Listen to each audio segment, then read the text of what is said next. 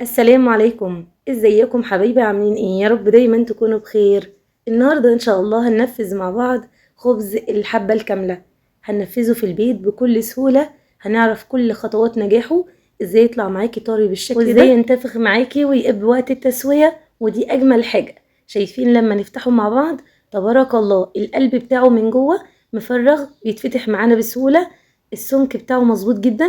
لايك وشير وسبسكرايب، ويلا نسمي الله ونصلي على الحبيب. اللهم صل وسلم وبارك على سيدنا محمد وعلى اله وصحبه اجمعين. بسم الله. معايا في البوله هنا نزلت بكوبايه ونص من الميه. الميه بتاعتي بتكون دافيه فتره، ولازم تكون دافيه فتره علشان مش تموت معانا الخميره. معايا معلقه كبيره من الخميره الفوريه، النوع ده انا بستخدمه من الانواع المحببه للقلب بصراحه، حلو جدا جدا. ومعايا معلقه كبيره من العسل الاسمر، نقدر نستبدلها بالسكر او بالعسل الابيض، مفيش مشكله تماما. نغطيها ونسيبها بقى لما نلاحظ ان في فقاقيع كده والخميره اختمرت معانا، وده كده اختبار للخميره. وكده تمام، اتاكدنا ان الخميره بتاعتنا نشطه وكويسه جدا. ننزل عليهم بقى بمعلقه كبيره من المحسن بتاعنا الممتاز، المحسن الطبيعي، معلقه من الخل الابيض. نقلب كل المكونات السائله بالشكل ده. معايا هنا دي اللي هستخدمه، طبعا دي الحبة الكاملة او القمح الكامل. النوع اللي انا لقيته متوفر هو الدوبيلا. استخدمته، عايزه اقول لكم استخدمت منه قبل كده، الكيس متاخد منه تقريبا نصه، كنت مستخدماه في وصفه هننزلها مع بعض ان شاء الله الفيديو القادم. نص كيلو من الدقيق الحبة الكاملة، طبعا مش بننخله علشان احنا عايزين الردة اللي موجودة فيه. تمام. نص كيلو من الدقيق بيعادل 4 كوبايات من القب المعياري اللي احنا شفناه سوا، فانا نزلت ب4 كوبايات عليهم كوباية من الردة.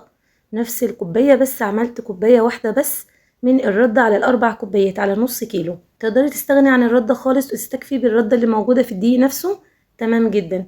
تقدري تضيفي كوباية ونص، بس انا استكفيت بكوباية واحدة. ومعايا هنا معلقة صغيرة مليانة هرمية من البيكنج باودر، ونص معلقة صغيرة من الملح. والإضافة المميزة جدا معانا معلقة كبيرة من الحليب البودر، هتدي طراوة للعجين كويس جدا، وتخلي معاكي الرغيف يكون طري وجميل، وكمان بتديله طعم حلو. فالحليب البودر طعم جميل جدا ومميز خالص. وكمان الإضافات اللي احنا ضفناها النهاردة في المكونات بتاعة الخبز بصراحة رائعة. يعني الردة مكون رائع جدا ومغذي ومشبع جدا جدا. ودي الحبة الكاملة، يعني بالألياف بتاعته، بالردة اللي موجودة فيه، بكل الحاجات العناصر الغذائية الجميلة. وكمان معانا العسل الأسمر، والمكونات بتاعتنا النهاردة الحليب البودر، فإن شاء الله أحلى نتيجة. بعد ما قلبنا المكونات يعني عجناها مع بعض وخلطناها كويس، أغطيها بقى واسيبها 10 دقايق. الخطوة بتاعتنا اللي مش بنستغنى عنها أبدا، مش بنعجن كل مرة واحدة، احنا بنلم المكونات ونسيبها 10 دقايق، وبعد كده نرجع نشتغل فيها. بتكون اسهل كتير جدا جدا معانا. الخطوة دي مش بنستغنى عنها ابدا في اي معجنات، بتسهل علينا كتير. والبنوتات المبتدئات جربوا ان شاء الله، هتسهل عليكم كتير. معايا هنا 3 معالق كبار من الزيت. بعد ما خلصت عجينتي بدأت ان انا اضيف الزيت بالشكل ده. نقدر نستبدله بالسمنة، مفيش مشكلة خالص، هيدينا طعم حلو جدا كمان. نعجن بالشكل ده يا جماله. العجينة بتاعتنا روعة. مهم ناخد بالنا من نوع الزيت اللي بنستخدمه، ما ينفعش نعجنها ونديها حقها علشان تدينا احلى نتيجة. في البولة ودهنة من الزيت، ونزلت بالعجينة بالشكل ده. العجينة لا هي طرية او بتلزق بزيادة، ولا هي قاسية وناشفة. احنا عايزين نطلع برغيف عيش يكون حاجة محترمة وجميلة جدا، فالعجينة بتكون حلوة جدا لينة. غطيناها وسيبناها بالشكل ده لمدة ساعة، او لوقت ما تختمر معاكي، يعني لما تلاقيها تضاعف حجمها بالشكل ده تبارك الله. خلاص تمام. الجو حر فالعجين بيختمر بسرعة جدا، وكمان البلاستيك راب او الاسترتش راب ما شاء الله يعني بيخليها مكمورة معانا وتمام.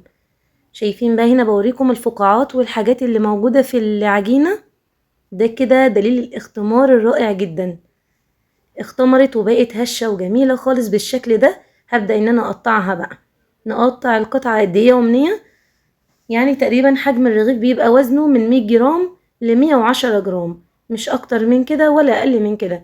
لو حابة تصغري براحتك تمام، تقدري تعمليها 80 جرام او 90 جرام. لكن الوزن المظبوط والرغيف المظبوط زي ما شفناه مع بعض، فهو وزنه 100 جرام او 110 جرام. عندي هنا على صاج ورشيت فيه رشة من الدقيق اللي احنا استخدمناه دي الحبة الكاملة، ورشيته بالشكل ده، وهبدأ ان انا اوزع عليه او احط عليه القطعة بتاعتي من العجين. زي ما شايفين مع بعض كده نقدر نرش بدل دي الحبة الكاملة نرش ردة، ما فيش مشكلة خالص، تستخدمي ردة او تستخدمي الدقيق، الاتنين سيان. وابدأ ان انا اقطع القطعة زي ما شفنا مع بعض، وابدأ ان انا اقفلها كويس جدا جدا وابرمها بايدي او على الرخامة، وبعد كده احطها على الدقيق او الردة زي ما شايفين مع بعض. وبعد ما خلصت كل الكمية تبارك الله النص كيلو عمل معانا 10 أرغفة محترمين جدا. في كل مرحلة لازم يختمر معانا العجين كويس جدا، يعني ده من أساس نجاح الخبز إن لازم في كل المراحل يختمر كويس. فهنا هنغطيه ونسيبه 10 دقايق يرتاح كويس جدا ونشوفه سوا. تبارك الله شايفين معايا، أظن شكله واضح جدا إنه في ال10 دقايق دول اختمر وبقى شكله مختلف تماما. كده هيكون كويس جدا معانا في الفرد وفي التسوية وفي كل حاجة. وهنا علشان نفرد العجين بتاعنا او الخبز بتاعنا زي ما شايفين كده على ردة، يعني انا لما جيت ان انا اقطع القطعة كور وارصها رصتها على دقيق الحبة الكاملة، لكن لما بفرد على الردة، ودي افضل حاجة. شايفين بقى رشة ردة من تحت ومن فوق، وبفرد بالراحة خالص. مهم ان ما يتقطعش منكم تماما، لو اتقطع مش هيتنفخ معاكم وقت التسوية ولا هيقب خالص. هنا وريتكم السمك بتاع الرغيف، احنا مش عايزينه يكون لا سميك قوي ولا رفيع قوي. لو سميك قوي هيبقى من جوه لبابة كتير جدا ومش هيبقى حلو خالص، ولو رفيع جدا مش هيقب معاكم ومش هيبقى النتيجة مظبوطة. ما شاء الله، عايزة اقول لكم العجينة علشان مريحة بتتفرد بكل سهولة. وخلصت كل الكمية، وزي ما شايفين مع بعض كده على بار، على ترابيزة، على صينية عندك، المهم ان انت ترشي رشة محترمة جدا من الردة، ويكونوا كل واحد بعيد عن التاني تماما، وتغطي كويس خالص، لان العيش ده بالسهل ان هو بينشف فما ينفعش يتعرض للهواء. في طاسة او في صينية على البوتاجاز، وهنا النار بتكون عالية، لازم تكون الطاسة سخنة جدا جدا والنار تكون عالية علشان يوصل معاكم للنتيجة اللي هنشوفها سوا ان شاء الله.